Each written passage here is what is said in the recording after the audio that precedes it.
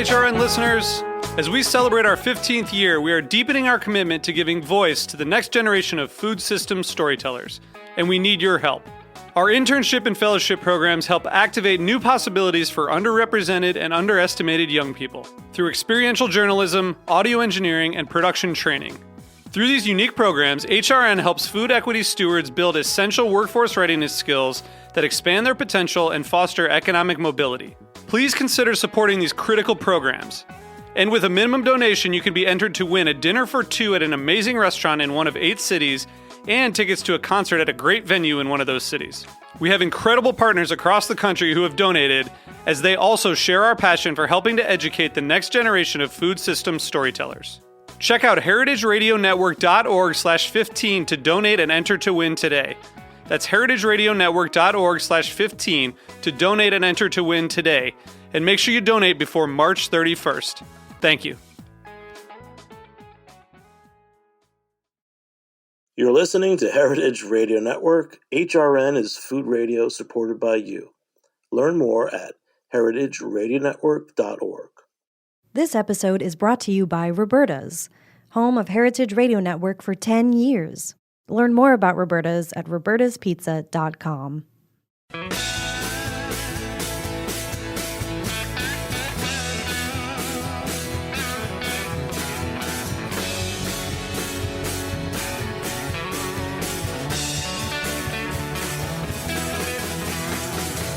Hey, welcome to Beer Sessions Radio on Heritage Radio Network. This is Tuesday, May 23rd, 2023, and this is actually our second episode dedicated to Cask Ale that we've done this month in the month of May 2023, and this is pretty cool. Let's go around the room and everyone introduce themselves. We'll go Steve, then Neil, then Todd. Steve? I'm Steve Hamburg, and I head Cask Marque Americas, representing Cask Marque in the Americas. I love it. And Neil? Hey, my name's Neil Callahan. I'm the beer director for Brickstore Pub in Decatur, Georgia. All right, and Todd? Hey there, I'm Todd DiMatteo, and I'm one of the owners and the head brewer at Good Word Brewing at Public House in Duluth, Georgia. All right, so, for me, like last month I was in Boston for the NERAX, the New England Real Ale Fest, and it made me realize just how much Cask Ale is one of those joys of on-premise. And, all the time that we spent drinking cans in the pandemic, especially in the Northeast, things like cask we kind of forgot about. So let's start with Steve. So Steve, we've talked a couple of years back, and I know that Cask Marque is a big thing in the UK, and I remember when it was first coming into the States. So tell us your involvement with Cask Marque, what it is, and just kind of how it's different now than it was 5 or 6 years ago in the States. Well, it's always been, I think, of course, the theme of the show back then was cask is a niche of a niche of a niche. If craft beer is a niche of a beer market, then cask is the niche of a niche of a niche. And it hasn't really changed that much. But in the post-pandemic period, I think we're seeing an embracing of kind of things that are more traditional in brewing. Thus, now particularly that on-premise has opened up. I mean, in our show back in 2020, it was supposed to be live, but we were probably the first casualty of the pandemic. And from a Cask Marque standpoint, the pandemic really hurt what little we had in terms of pubs and tap rooms that were affiliated with Cask Marque. So now that things are gradually opening back up, it's been really nice to see more places that are interested. Whereas beginning, when I inherited this from Paul Pendyke of UK Brewing Supplies, so he was just so busy with so many of his other stuff that he said, "Hey, Steve, why don't you do this?" And it wasn't that big a deal because there were probably 8 or 9 places in the United States, and most were in the Northeast U.S. So New York, Philly, and of course NERAX is in Boston. So the affiliated places are mostly New York and Pennsylvania. And I've tried to. Sorry, just tell us what Cask Marque is, because Is it Mark with how many E's? Is it Marquee? Well, that for whatever reason they spelled it Marque, so that means everybody calls it Marquee, but it's really just Cask Marque. And so it was an industry program.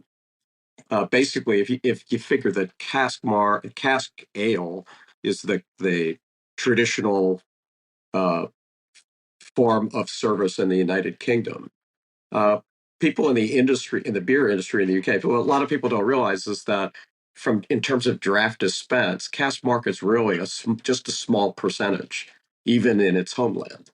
So, we're talking about, if it's big numbers, it's less than 20% of draft beer output in the UK is cask. And that had been declining. And then those who are really the biggest proponents, the brewers, many small traditional breweries who were really into cask beer and maintaining it, they were concerned about the overall quality. So they came up with this scheme that's sponsored through brewers and pub companies that runs sort of independently, that would do independent assessment of cask ale at pubs, so that consumers would know that, hey, it's not that the beer is really up to snuff in these places. That places that apply for Cask Marque and get certified have passed independent assessments.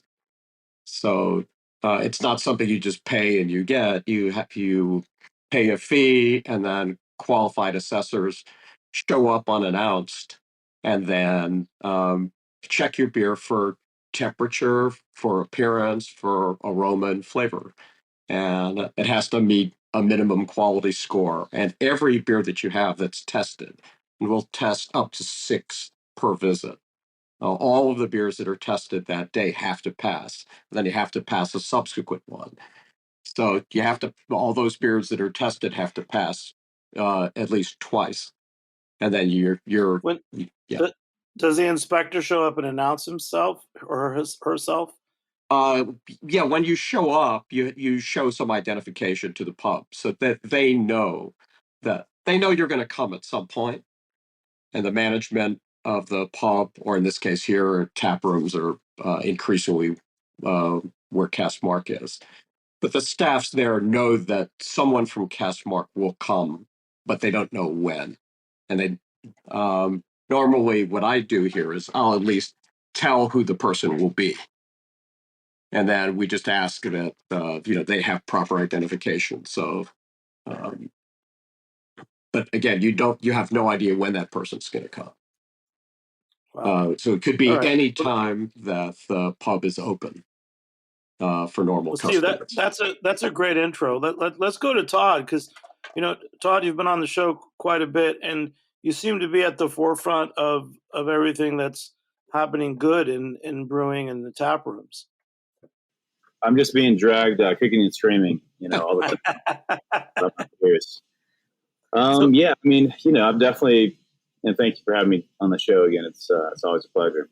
But, having that tutelage, which I mentioned a lot in the past, I started at Brickstore in 2005 and was there until 2016. You're just around incredible beer for such a long time. It just becomes part of your DNA. So I knew for sure that, when we opened this place, that we wanted to have a draft list that, was sort of echoing back to what we, what Brickstore has done so well for 26 years.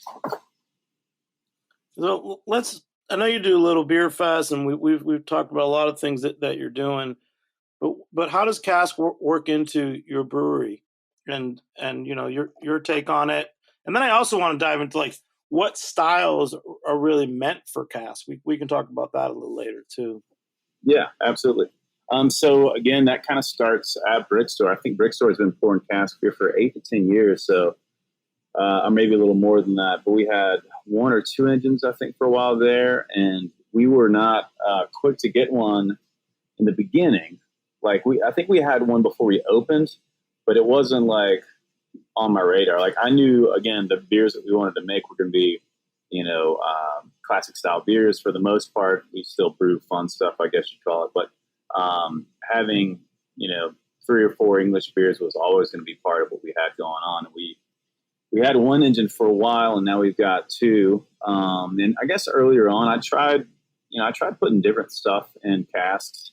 And what I mean by stuff is different styles, like non-traditional English style beers.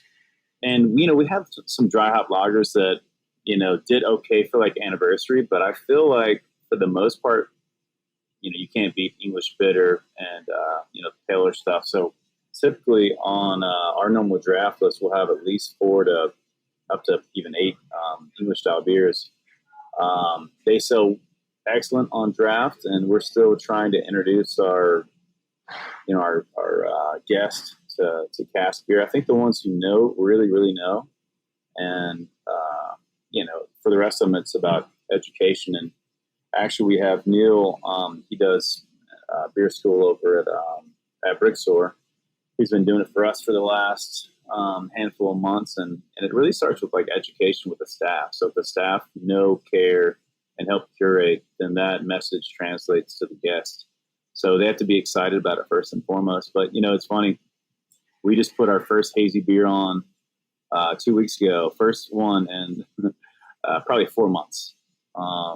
And, we make hoppy beers, hop forward beers a lot. But, I feel like the older I've gotten, I try to fight back some of the curmudgeon-y sort of disposition I might have. But, I want to typically make and put on stuff that I want to drink.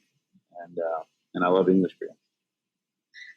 That's a great intro. And Neil, let's talk about the Brickstore and your new cask ale bar. Sure, yeah. To kind of pick up where Todd had left off, the pub did have one beer engine at our downstairs bar for a number of years, but to be honest, I would say 9 months out of the year it sat empty. Most brewers weren't focused on making cask ale, and at this point in the story, we're talking 2008, 2010, 2012. Brewers weren't looking at cask ale as traditional English dispense real ale. They were looking at the cask as a method to put bullshit into the beer, right? Like we all kind of remember cask ale again, 2008. It's a cask, but it's really more about the adjuncts that you're putting in the cask, and it's this one-off, 10.8 gallons of their IPA, but there's another 3 pounds of Cascade hops in it, or there's Rainbow Skittles or whatever the hell. So it seems like that was more often how cask was being presented, was just sort of as a vessel in which to put stuff into the beer. But even then, there wasn't a whole lot of cask ale going around of any sort.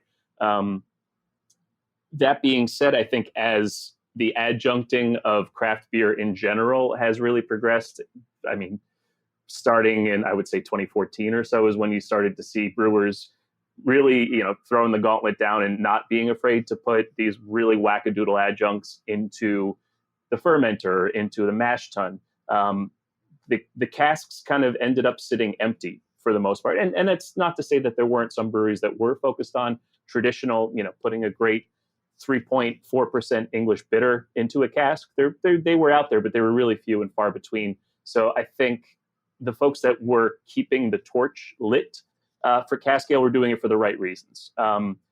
That being said, Dave Blanchard, who's one of our owners and our founders, has always been an Anglophile and has always loved the presentation and the history and the tradition of cask ale. So as things shut down in 2020, we took the opportunity during shutdown to focus on retooling some things around the pub. And we had this beautiful space. It's almost a balcony that overlooks the pub. It's indoors, but it kind of sits right behind our main bar. And it had always been kind of underutilized. It was a couple booths, a couple high tops. During shutdown, we kind of took that opportunity and said, wouldn't it be great if we could turn this into a really immersive experience? So we built a bar. We have 4 beer engines and really decorated it and really made it feel like the coziest little English pub that you've ever been in. If it's really asses and elbows in there, you've got about 12 people that can fit in the cask bar. So it's cozy, it's intimate. And that intimate setting really allows us to have our staff, like Todd was saying earlier, have the staff engage with the guests and get them excited about what we're doing and say, hey, this is check this out. We've got 4 beer engines. We've got Sierra Nevada Pale Ale on cask, and let's talk about what that means and how it really showcases different elements of the beer than if we were to have the same beer on a regular draft line or in can. And it's really been wonderful. People have been reacting really well to it.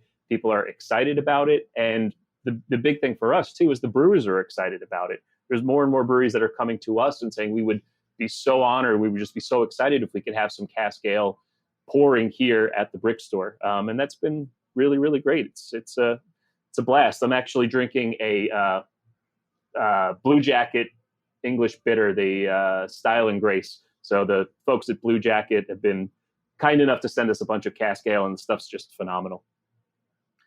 So that's why originally you guys wanted to have Greg Enghert on, even though unfortunately he couldn't make it for this show. Yep, Church Key is doing some incredible stuff. Blue Jacket is brewing some incredible stuff. Those guys know what they're doing for sure. Yeah. Well, first back to style. So, when you mentioned having Sierra Nevada make a cask ale for their pale ale, how is that different? Let's talk this big picture of what cask is. How is a brewery taking one of their American styles and putting it into cask? How does that differ from the traditional English styles that are cask conditioned? You want to start with that, Steve? Well, of course, in theory, any beer could be served out of a cask. But the problem is with casks aren't designed to really hold as much pressure. And a lot of beer styles, certainly most lagers that we have are known for having much more carbonation. And the same thing for various Belgian styles that people like. They're better known for being really effervescent rather than having the softer condition that cask ale provides. So if we take something like an American pale ale, a classic beer like Sierra Nevada, it's going to be softer than the standard draft or packaged versions of SNPA. You can, and it's really interesting. I think it's most interesting to have these available in places where you can get the actual draft or keg or bottled, draft or canned or bottled versions just for comparison. So you'll get all of the basic features of the beer, but because the serving temperature is slightly warmer, we're talking cellar temp. So the beers are more aromatic, the hops shine through, just everything sort of comes out, and the flavors express themselves really a lot better than when something is really cold. If we're talking more like low 50s Fahrenheit versus 38 degrees Fahrenheit for a lot of beers. And I think it's really great to sort of see what you can do with a style, even a lager that's put in a cask. Again, it's never going to have the level of carbonation, but you may find that the flavors and aromas come through more elegantly, and it's a softer drink. So talk about less filling. I think that's one of the great things with cask ale is that it doesn't get you filled as much because there's it's just not as gassy a beer.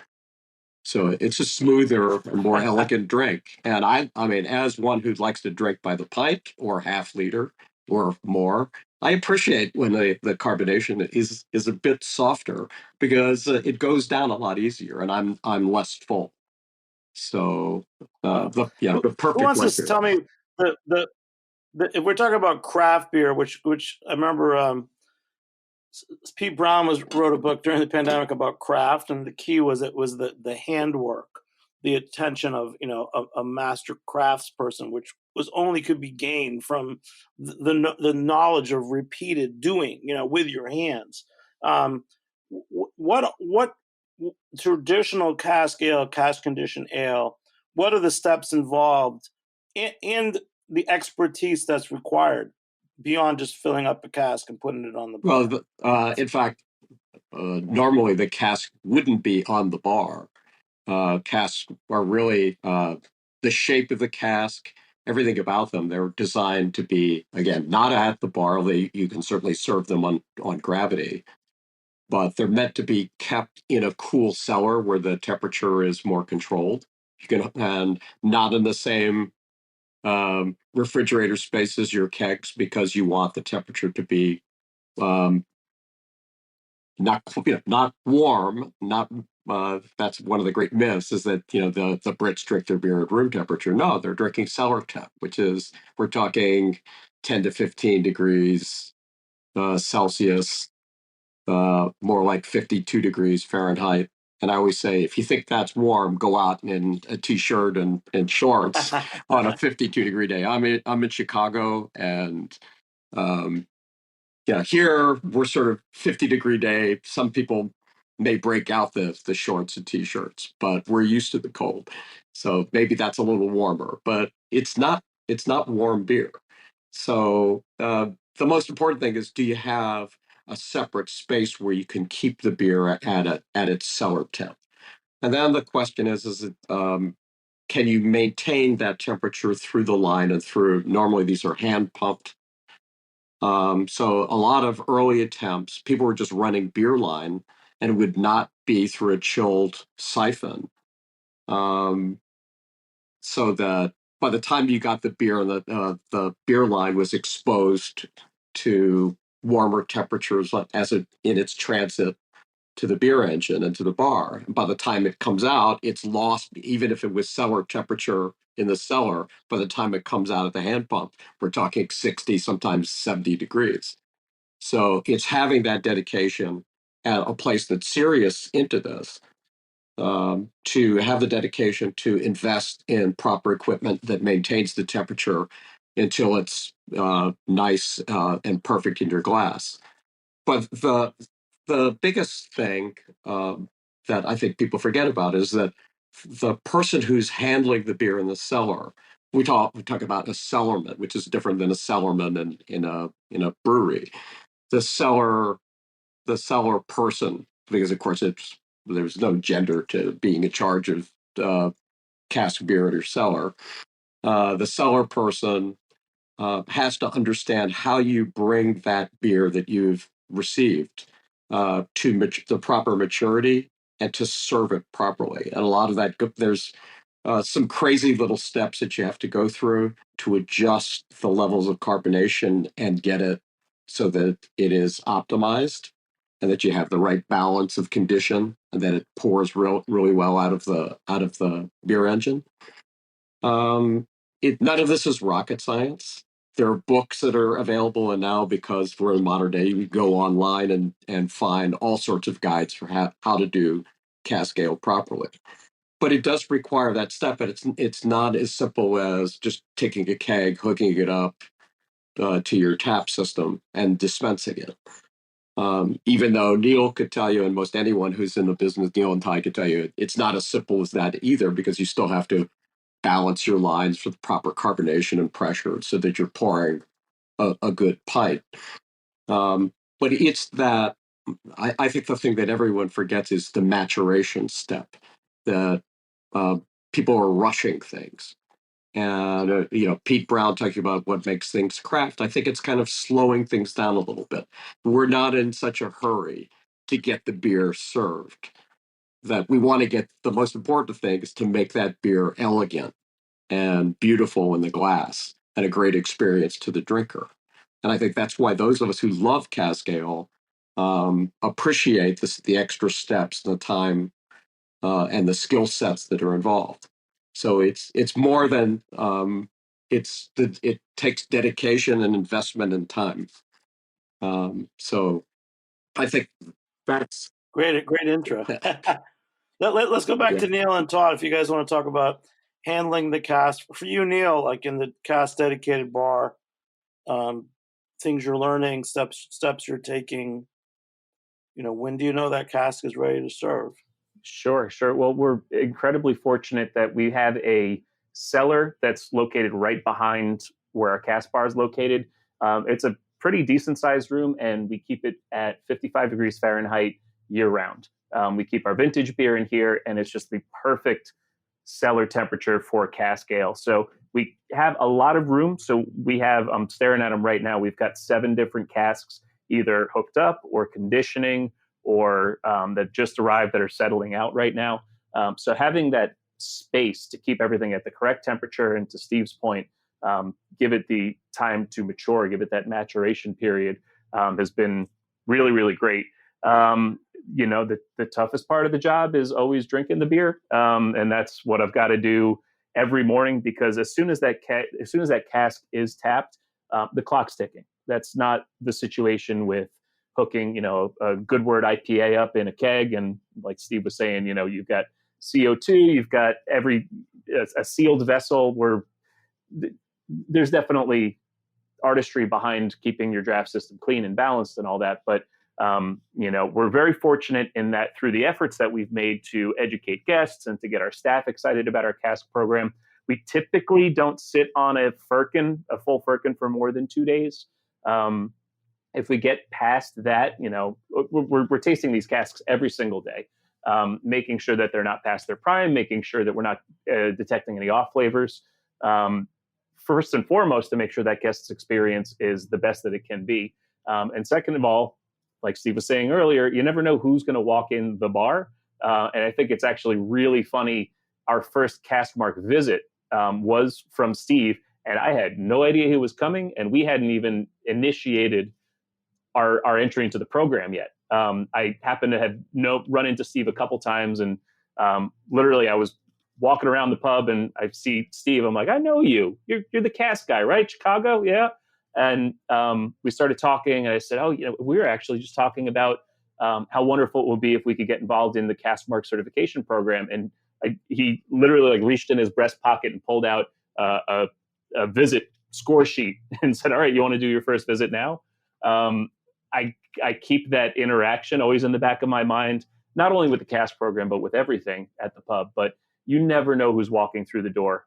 So if people have heard about this great cask program, and they've heard we have Sierra Pale Ale, or they heard we have Goodword English Porter, we have all these great beers on our cask program, and then they walk in and it's, let's say, freezing cold, or let's say it's flat, or let's say there's an off flavor, that sucks. I wish I had a more eloquent word for it, but it sucks, and it's not doing a service to the pub, and it's not doing a service to cask ale in general. We really feel like we're proselytizing for upholding what they're doing in the UK here in the US. So yeah, to answer your question a little more directly, it's a lot of work. It's taking the time, it's taking the effort, and then it's tasting the beer every single day to make sure what we're putting in front of a guest is the absolute best representation of what that brewery is doing. And over to Todd. Todd, I know you're a brewer too. If you're making a cask ale, cask condition ale, you're sending it off with love. Is it inoculated? What are the techniques that you're doing? And also, what's different about sending out a cask than a regular keg? First off, I love what Neil said. That was great. And it made me think about how Brickstore is just pushed out all of these, folks who have this great love and I know passion's overused, but it's really love for blue collar work. And that cask definitely feels like an extension of all that. But yeah, as far as our approach to making English beer, when it comes time for a new recipe, we have 4 that we make all the time. There's a handful of brewers that reach out and they want to do an English style collab these days with us, or a lager beer, which is really cool, opposed to the ones that probably get a little more excitement from the general craft beer drinkers. So we get a chance to make a lot of them.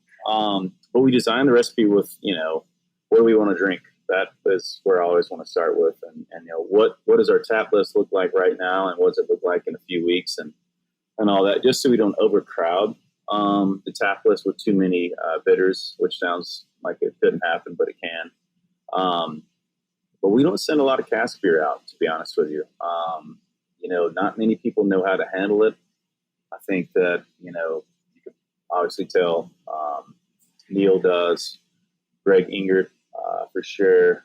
There's just, we had one coming to us. Actually, we had two coming to us. I won't say from where, but it was put on a truck and then sent over. And one popped en route. And it's just they're a delicate little thing, And so we're just really careful about it. We don't send them out too often. Every now and then you might find one. In North Carolina, we've got a lot of folks that we appreciate. And they appreciate what we do, so we might see one go up that way. But I think on hand we have about 30 of the pens, and then about 18 firkins. So as far as process goes, there's two approaches to it. We like to spund our lagers too, and I look at both that level of sugar when we add a spunding valve and when we're ready to put English beer or whatever into a cask. We're going to make sure that if we're not going to add any priming sugar, that it's close enough and it's finishing a fermentation that it's not going to be overly carbonated. I learned my lessons the hard way. This is our 6th year of being open and doing cask beer now. So I learned early on that those things will pop, and you have to be careful. So one approach would be to fill those casks when they're Plato or so north of their terminal gravity. But what we typically like to do, just because I want to make sure it's going to be really right, that's what we do about 98% of the time, is we actually get beer over to Neil, or when he comes up for beer school, because I don't know if I think he mentioned it, but he's an advanced cicerone, so he's got a great palate. We have him, taste and pass our beer for any DDK or any sort of off flavor. And once that's passed, we like to soft crash the beer down to about 60 degrees, and then we will fill the casks and add a little priming sugar and a tiny bit of biofine, which helps clear the beer up. And like Neil and I think Steve both mentioned, we're not in any rush. Like whenever, hopefully, you get a chance to come and see us, Jimmy.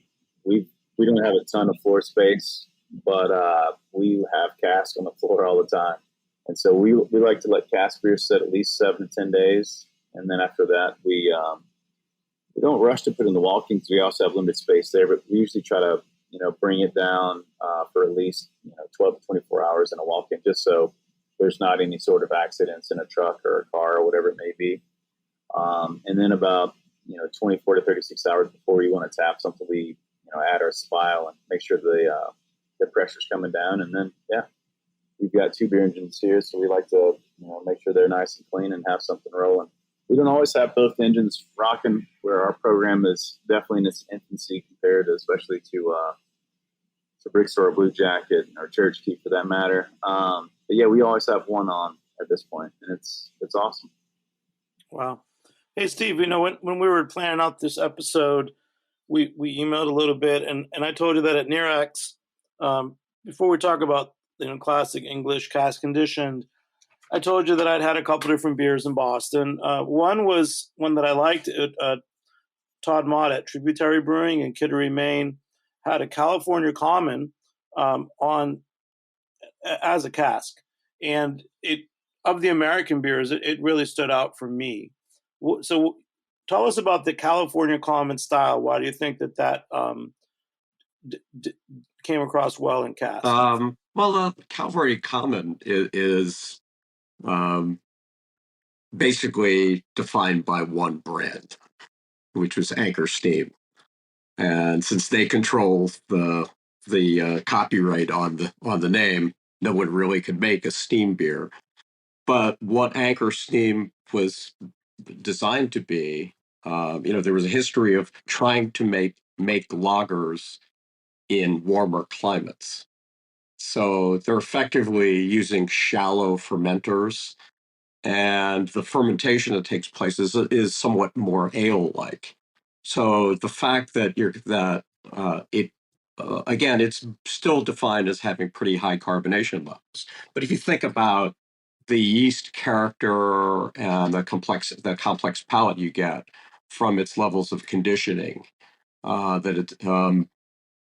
normally they're fermented more in a traditional British style open fermentation, and in their case, kind of shallow vessels. So it's no surprise that the Common that a brewery produces displays some really nice characteristics in the cask. But the one thing that it won't have that you'd get in a normal package version is a higher level of carbonation. And that's just because the cask can't hold it. But you can appreciate all these other flavors and aromas that may not be as evident in a beer that's 40 degrees Fahrenheit or lower. Thank you. Sure. Neil, fill us in more with everything we're talking about, handling casks, certain breweries that you're getting. I like this group. This is a great lineup, Steve, with Todd and you and Neil. This is like all three sides of this game. I love it. Hey, that's dynamite. Neil. Hey, sorry, my internet's been kind of cutting in and out. I apologize.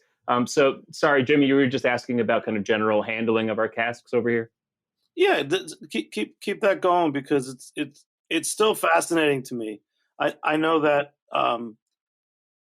most of us really don't know how to handle casks, and even we've tried and we haven't done it well. So sure, again, I can't emphasize how lucky we are to have a large enough space that we keep it 55 degrees Fahrenheit. So, 10, 11 degrees Celsius, where we can fit a dozen casks if we need to. It's such a luxury.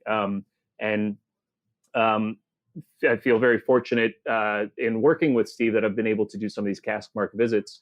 And some of those folks are running great cask programs and they're doing phenomenal stuff, but they don't have that cellar temperature space to condition their casks. So sometimes those casks are coming from essentially like a walk-in temperature, and they're going pretty quickly straight onto that beer engine. So you end up with cask ale that's very, very cold, which is, it's not appropriate. You're going to get dinged on your Cask Marque visit for having cask that is too cold.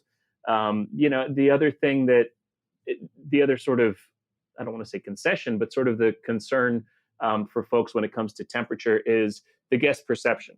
If you don't have staff that is articulate and staff that's excited about teaching about cask, then what you end up with is a guest ordering a beer because, the California Common that you were just talking about, maybe they order it because they know what a California Common is, but they don't know much about cask.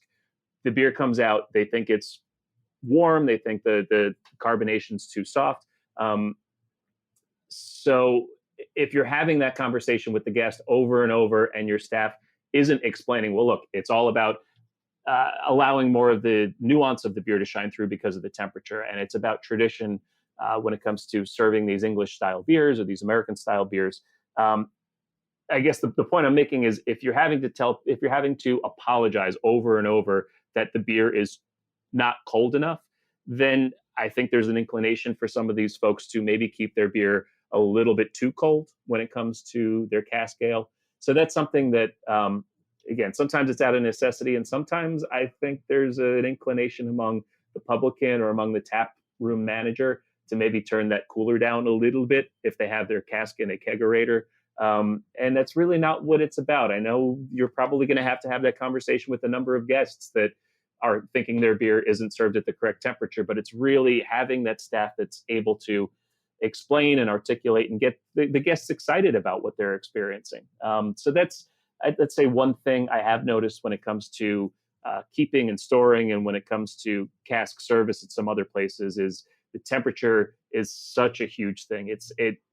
Like Steve was saying earlier, this isn't warm beer. It's not meant to be warm. It's meant to be cellar temperature. But what I see more often than anything is the cask being served too cold. And that's just something that folks really need to be cognizant of. What does I understand there's different styles of beers should be served at different temperatures, but I still think that most people don't understand that. And then how does a too cold pint of cask impact the flavor? Sure. The reference point I always use is, look, you got Coors Light and it's got the mountains on the side of the can that turn blue when it's ice cold. They want that beer ice cold. They want it as cold as possible so you don't really taste it. When you bring the temperature down on that beer, it mutes and masks a lot of the flavor, a lot of the nuance. And that's really antithetical to what cask is about. Cask is about really showcasing nuance and showcasing, I like that Steve keeps using that word elegance, showcasing the elegance of these beers, and that elegant quality, those nuances, just don't exist in beer that is too cold. That goes for our regular CO2 draft beer as well. There's definitely some folks that aren't really too familiar with some of the beer styles or really our approach to beer that will say my beer is not cold enough, even on our regular draft line. So then getting that guest not only past the draft being a little bit warmer, a little bit closer to cellar temperature, but then throwing them in the deep end, and hey, this is cellar temperature. This is beer that's served at 11, 12 degrees Celsius. This is beer that's served at 55 degrees Fahrenheit. It's the line that I try to impart upon the staff is, look, it's allowing more of the nuance, more of the subtlety, more of the what makes these beers interesting and unique is really going to shine through at that cool temperature rather than at a very, very cold temperature. Yeah. And Neil, just a little more about your service at the Brick Store. Give me a couple examples of different styles of beer that you have on your regular draft system, and how do you control like the carbonation and the temperature, for example? Sure, it's I've seen places that have more advanced draft systems. I've seen plenty of places that have the flux capacitors and their ability to fine tune a lot of the pressure on each of these lines kind of on the fly, which is great.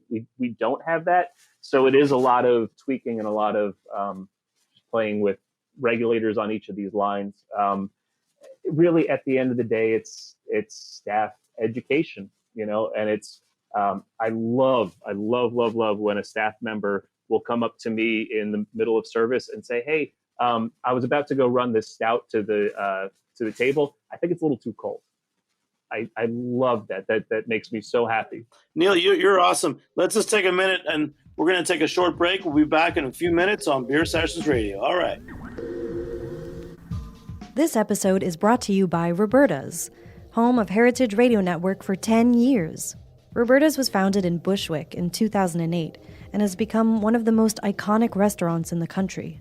HRN made its home inside of Roberta's in 2009, and together they have become part of the DIY fabric of the neighborhood.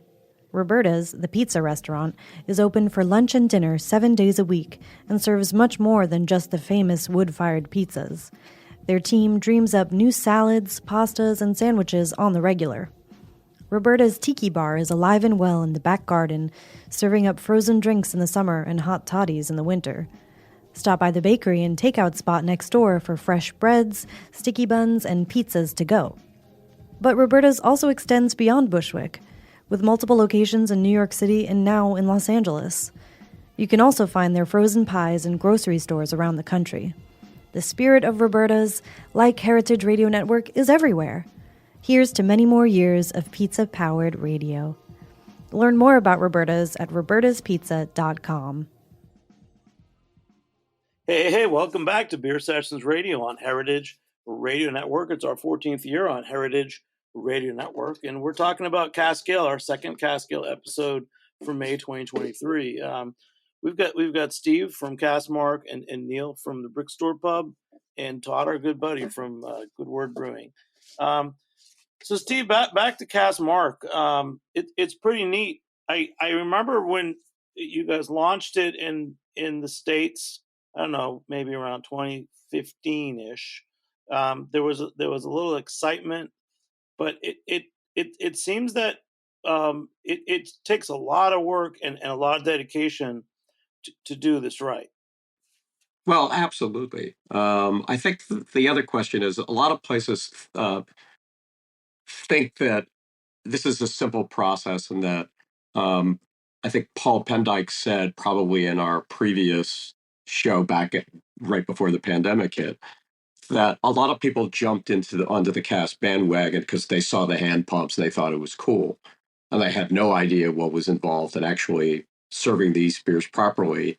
So there was always this spike in usage, and then that fades. And once people realize that it's not quite a turnkey operation, so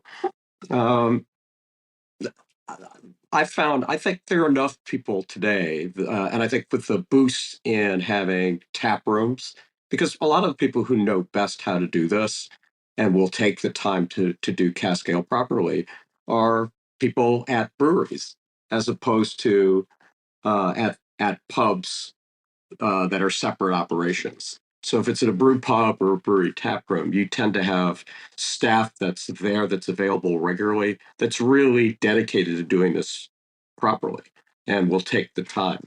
So I'm seeing a burst, particularly post pandemic, and that's why it's no surprise. I've got 10 new Cask Marque clients, and that's more than double what I ever had at any one time since I started doing this.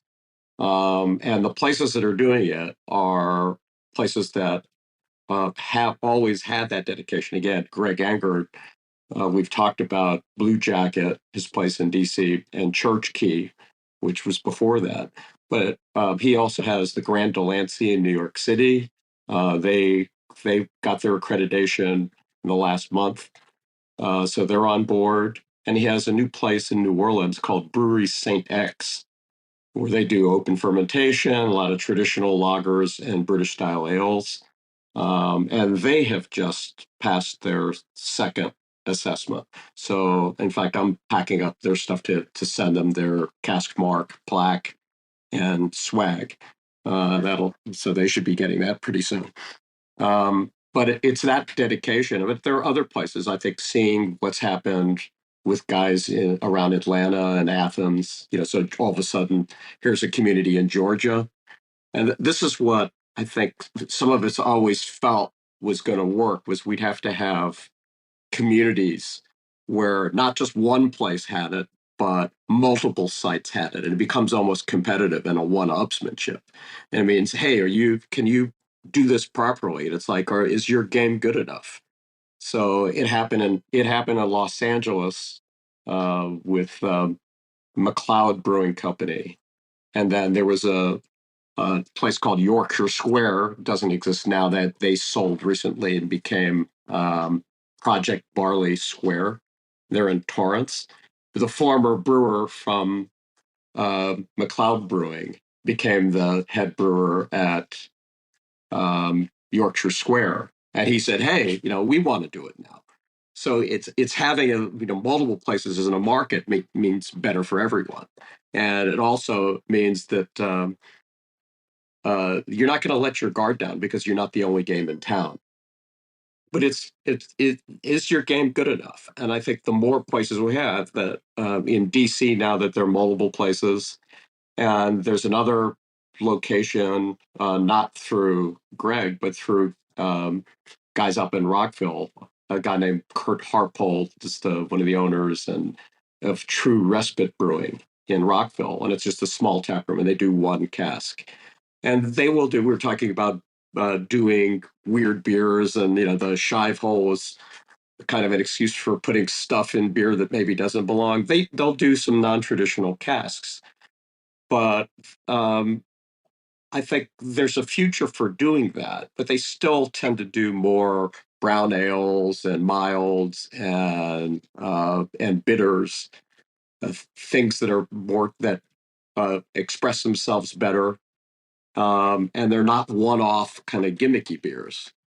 So that's always been the problem we have with cask ale, is that, okay, you're gonna put all this spice, you're gonna put all this other junk in it. People drink it, they go, okay, that was interesting. I've had that. I never want that again. If that's your introduction to cask ale, it's not really a good one. So another interesting point Neil was mentioning, in his experience, a lot of times he's finding that cask ale is too cold. In my experience with Cask Marque, the number one reason for places to fail the Cask Marque assessment is because the beer is too warm, not too cold. Even in the US, it's too warm. And it's because people don't have good temperature controls in place. And beer that's too warm, even in Britain, people don't find palatable. So you can imagine that, that's a real no-no. I mean, I always joke with people is that, if you give me a cask ale that's too cold, I can let it sit in my glass and it'll warm up. But if you give me a warm glass of cask ale, it's never going to cool down to cellar temp. So yeah, so you said cellar temp was about 52 degrees Fahrenheit, and yeah. Neil said he keeps his at 55. Is there a noticeable difference between the two? It's a range. I think I wouldn't go higher. I mean, 55 is I think the limit that's there. So you always have to think about what you're serving that beer, what temp you're serving it, because once it's in the glass, some person, if you've got a classic imperial pint, that's a sizable quantity of beer. And if that glass is sitting there for a while, it's just getting warmer and warmer. So, if you want that beer to stay cool in the glass, I would err on the side of starting a bit lower because it's going to warm up once it's served. So that's the same thing. If you give me a beer that's a little too cold to start, it's going to get a little warm, and I can drink it at the optimal temperature. But if you give me something that's too warm to start with, I can't cool it down, and I'm not going to throw ice in it. So That's a good point. Hey, back to Todd. So Todd, let's talk about your ultimate cask beer experience. A memorable cask that you've had, the setting. Was there romance involved? That is hilarious. No romance. Well, I guess romance for friendship or fellowship was involved, and I'm actually going to text my friend Matty Hargrove to figure out where the hell we were, what beer we had, because it was amazing. We were at Schilling for their Oktoberfest in September, and we'd already had a little too much to drink, to be honest with you. And he got a wild hair to go and drive to this really well-known place. And it was like 40 minutes out of the way in Vermont. And we went over there and we had some cask beer. We had other things too, but I can't remember the name of the cask itself, to be honest with you. And I hate that because somebody just mentioned one of their other beers the other day, and I was like, yeah, I had this bitter from those guys, and it was fantastic. But I think that as long as you're surrounding yourself with good company and the beer's quality, and to these guys' points, not too hot, not too cold. Where were you in Vermont? Do you know the brewery? I'm gonna message him. I won't hold everybody up, but I'm gonna message Maddie and ask him what the name of that place was. But yeah, don't wait for me. I'll figure the name out, and I'm sure he probably remember. I feel like it was like not Bluebird, but something like that. I'm forgetting the name of this beer. Yeah. Well, we've had, let's go back to the English style. Also, when I was talking to Steve, he said even with travel to the USA, the best beers, as in cask ales from the UK, should have been superior to ours. Now, maybe you're talking about the Coniston Bluebird. Yes, it is. Yes. So I still remember that the same with some of the importers over the years having like a Coniston or a Ridgeway that really did come in. I mean, that was also a tribute to the importer and distributor that, with my limited knowledge of handling it, we did have a wonderful cask, put it on the bar, served it from the spout, and those were memorable. We also tried to go through it in one night as well. Yeah, Coniston Bluebird. Oh yeah, and then I think at Nerex they were talking about the landlord Timothy Taylor beers. Yes, Neil, do you get any beers from the UK for your cask engines? We don't generally, unfortunately. The Coniston Bluebird is one of the only authentic UK bitters that I've seen available, and I don't recall having seen any actual firkins of that recently. It's funny you bring up Landlord, though. That's one of my all-time favorite beers, and when you asked Todd about that kind of consummate cask experience, it was Timothy Taylor Landlord at White Locks in Leeds. It's just this unbelievably gorgeous pub, and Landlord is a top 5 favorite beer of all time for me, for sure. So that's something that we always... I've been sending messages to the Timothy Taylor folks. I know some other folks have kind of a social media rapport with those guys. We're working on it, because having authentic Timothy Taylor Landlord on cask here at the Brick Store would be, I could retire after we get that done. I'd hang it up and say it's not going to get any better. What is it about that brewery? Because I've only had it in bottle. It might have been a bottle condition. Timothy Taylor Landlord years ago. It was the talk of Nearax also that everyone was wanting to get Timothy Taylor Landlord in cask.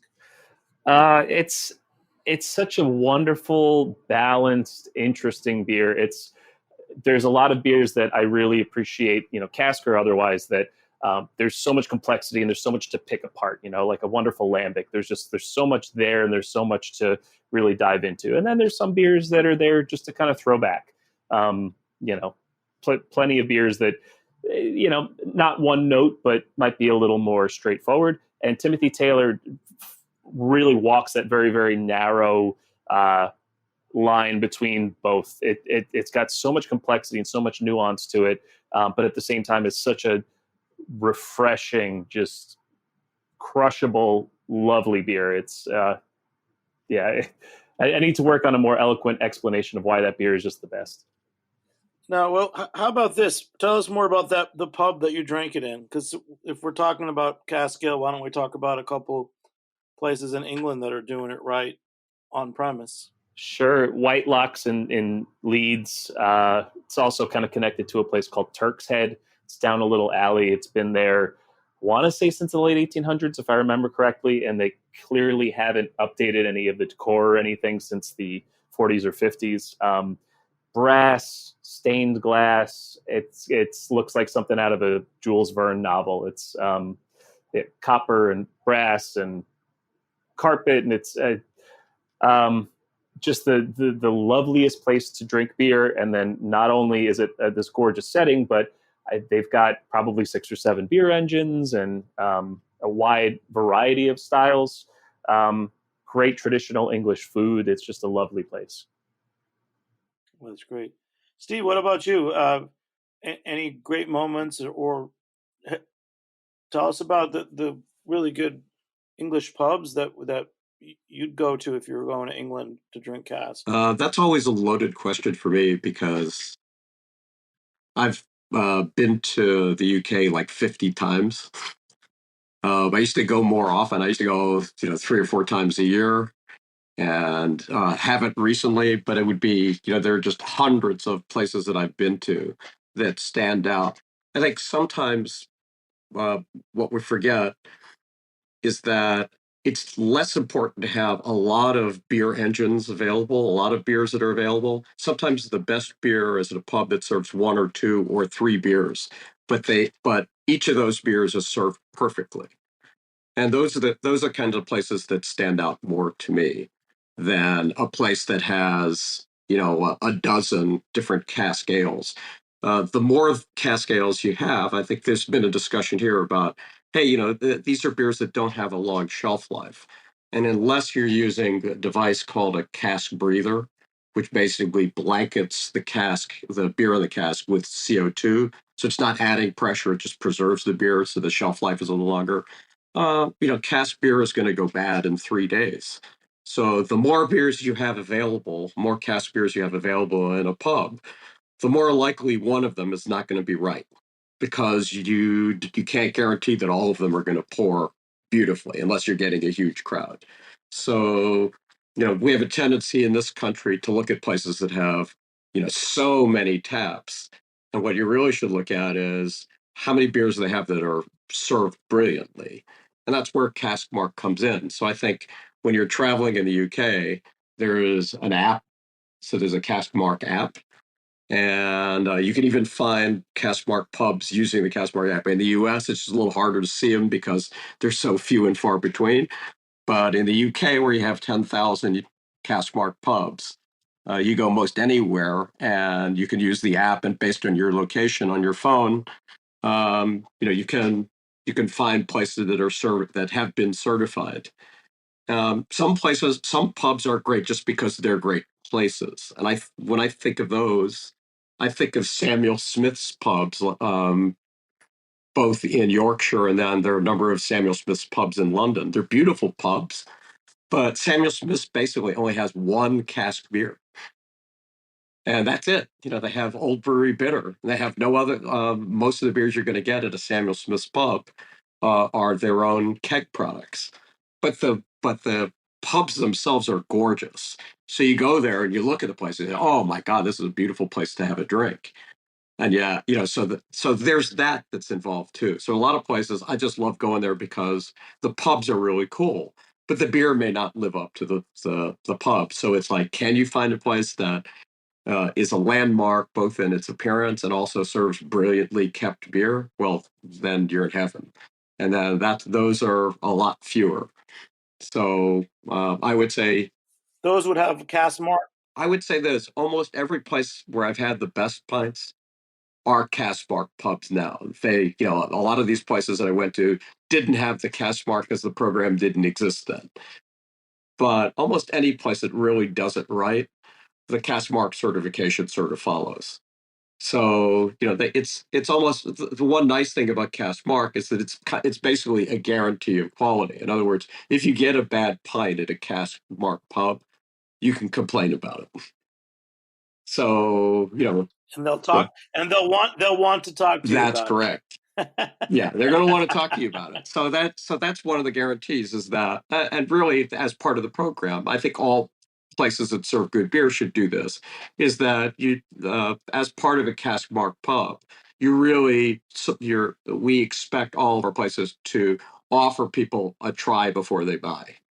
So I think that's good with any craft beer that, give them a taster and don't charge them for it because you don't want them to invest this money and then be disappointed in the pint. Maybe it's not, a lot of beers are not for everybody.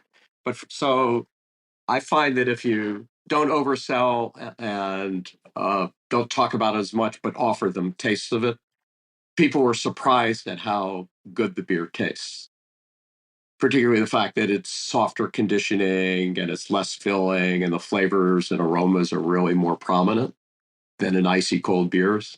So I know a lot of people who don't necessarily like a lot of beers uh, can be persuaded to drink beers if they're cask conditioned. You just have to have them, and I think offering a taste of them to see what the flavors are like may turn someone into a cask beer drinker. So and get you to appreciate the broader beer community. So, yeah, try before you buy, and Cask Marque basically is a guarantee of a good pint. So if it's not good, we'll make sure that the word gets back to Cask Marque, and we work with the pubs to make sure that the beers are better. Well, Steve, we could go deeper. We could ask about the metrics for judging and more about the brewing, but I feel like that we all need to go to some of the Cask Marque establishments and taste some proper Yeah, pints, proper cask. The next time we talk about this, um, maybe I should make my way to Grand Delancey and interview Greg Engert there. Would you recommend that as a next stop in my learning? absolutely. I have some guys in. I'm trying to get more places in New York, but Grand Delancey was one. There were folks that I know in New York City who was saying, "Hey, like Grand Delancey is a good candidate for it." And they had just opened, and of course, I didn't know at the time, but it was a Greg Engert pub. So that neighborhood restaurant group, they really look after their beers beautifully. So it was no surprise when I found out that it was, part of Greg's enterprises there at the neighborhood restaurant group. But I get contacted by people who are just beer drinkers who say, "Hey, I've been at a place and the cask beer is really good. Could you try and get them in Cask Marque?" So I'm really dependent on uh, the word of mouth from dedicated beer drinkers around the country. And there's no guarantee that I can get them in the program. I mean, people have to pay. It's not much to be involved in the program. I've even lowered the price to make it easier. Um, but I mean, basically, we have to. There are some expenses involved in making sure that the beers are assessed. So we can't offer it for free.